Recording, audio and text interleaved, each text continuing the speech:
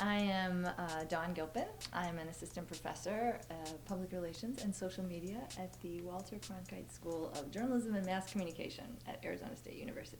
Surveys are really great for understanding trends and getting a feel for stakeholder opinion, especially large groups. And if they're done right, they can also differentiate among different groups so that you can maybe target your campaigns differently.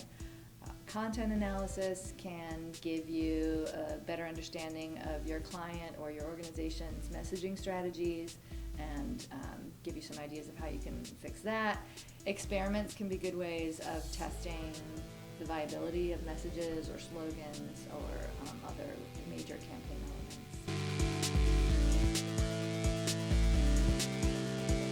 elements. Good research always comes from the question. So the question should determine what sort of method you go about using. So you can't really give a blanket answer to what is the best method. It depends on what you're trying to find out. Surveys are very widely used. They aren't always used well. So content analysis is also a great way of looking at an organization's documents and internal and or external documents, and can really give insights into the way it's presenting itself and the way it's communicating with stakeholders that aren't otherwise easily discernible.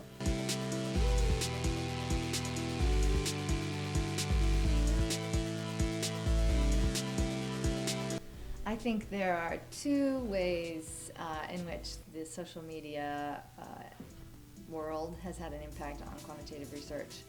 One is the fact that because all social media platforms are really giant databases, they are very easily analyzed.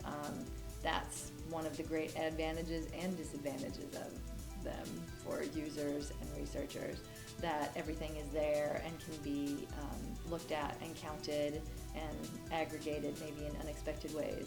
So there are lots of powerful tools, and I think we'll see more and more of them that are using more sophisticated kinds of analyses. At the same time, I think that there is a negative impact because a lot of people get caught up in the tidal wave of social media as this giant database, and they forget that not everything is available out there. People don't necessarily say everything they think. They don't necessarily say it the way that they think it. They don't necessarily say it in the places that you might be looking for it. So it's still important to conduct things like surveys and interviews to connect with people and make sure that you're getting the full picture and not just the small slice of it that you can get. It's a small slice even if it's a vast number of people out there doing things.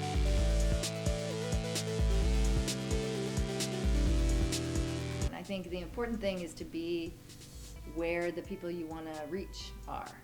So staying with the game is more important than staying ahead of the game. So I would just say that they constantly need to be talking to and doing regular periodic research with their stakeholders to find out how they prefer to get information, how they prefer to communicate, and what sorts of tools and platforms they're using, and be there.